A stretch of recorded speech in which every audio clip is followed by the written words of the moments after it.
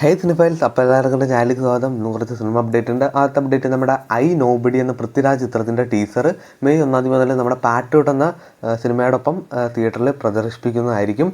ഇപ്പം കുറച്ച് തിയേറ്ററിലൊക്കെ ഇപ്പോൾ വന്നിട്ടുണ്ട്, കാരണം ഓൺലൈൻ വഴി നമുക്ക് റീൽസിലൊക്കെ കാണാവുന്നതാണ്. അതിലൂടെ നമുക്ക് വ്യക്തമാണ് സിനിമ ഒരു ഗംഭീര സിനിമയാണ്. ഐ തിങ്ക് കിടിലം മേക്കിംഗ് ഒക്കെയാണ്. എന്തായാലും നമുക്ക് ടീസർ ഓൺലൈൻ വഴി റിലീസിന് വേണ്ടി കാത്തിരിക്കാം. കഴിഞ്ഞ ദിവസം ദൃശ്യം 3 എന്ന സിനിമയുടെ ടീസർ റിലീസ് ചെയ്തിട്ടുണ്ടായിരുന്നു. 1 മിനിറ്റ് 50 സെക്കൻഡാണ് ഡ്യൂറേഷൻ. അത്യാവശ്യം നല്ല കിടിലം തന്നെയായിരുന്നു. കാരണം ആ ജോർജ് കുട്ടിയുടെ സംസാരം, പള്ളിയിൽ വെച്ചുള്ള സംഭവം, അത് ആണ് ഏറ്റവും സ്ട്രൈക്കിങ്ങും. നമ്മുടെ ഭയങ്കരമായിട്ട് ദൃശ്യം 3 എന്ന സിനിമയ്ക്ക് വെയിറ്റ് ചെയ്യാനുള്ളൊരു കാരണം ആ ഡയലോഗിലൊക്കെ ഉണ്ട്. അപ്പോൾ കാണാത്തവരാണ് എന്താ യൂട്യൂബിൽ പോയി ചെക്കൗട്ട് ചെയ്യുക. മെയ് മാസം ഒട്ടനവധി ചിത്രങ്ങളാണല്ലോ റിലീസുള്ളത്. അതുകൊണ്ട് തന്നെ ഒരു ലോൺ എടുക്കേണ്ട അവസ്ഥ തന്നെയാണ്. അതുകൊണ്ട് തന്നെ നമ്മുടെ മോളിവുഡ് ടൈംസ് എന്ന ചിത്രം ജൂൺ 5 മാറ്റി വെച്ചിട്ടുണ്ട്. ഈ മെയ് മാസം ഇറക്കുന്ന ചിത്രങ്ങളിൽ ഒരു ബിഗ് ബഡ്ജറ്റ് ചിത്രമാണ് നമ്മുടെ കാട്ടാളൻ. ചിത്രത്തിൻ്റെ ഡേറ്റ് വന്നിട്ടുണ്ട്. മെയ് 28 സിനിമ തിയേറ്ററിൽ എത്തുന്നത്. അതുകൂടാതെ നമ്മുടെ കാട്ടാളൻ എന്ന സിനിമയുടെ ട്രെയിലർ നമ്മുടെ പാട്രിയോട്ടിൻ്റെ ഒപ്പം തിയേറ്ററിൽ പ്രദർശിപ്പിക്കുന്നതായിരിക്കും.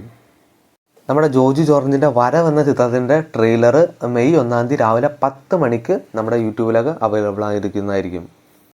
സംഭവം അധ്യായം 1 എന്ന ചിത്രത്തിൻ്റെ മേക്കേഴ്സ് വീണ്ടും വരികയാണ്. സിനിമയുടെ ടൈറ്റിൽ ഇരിക്കുന്നത് ടറാൻറ്റീനോ എന്നാണ്. അപ്പോൾ ഞാൻ നമുക്ക് ഈ സിനിമയ്ക്ക് വേണ്ടി വെയിറ്റ് ചെയ്യാം. ഈ പ്രാവശ്യം ഇത്തിരി വയലൻസ് ഉണ്ടെന്ന് തോന്നുന്നു. തുമ്പ 2 എന്ന സിനിമയുടെ റിലീസ് തീയതി അങ്ങനെ വന്നിട്ടുണ്ട്. 2027 ഡിസംബർ മാസം 3 സിനിമ റിലീസ് ചെയ്യുന്നത്.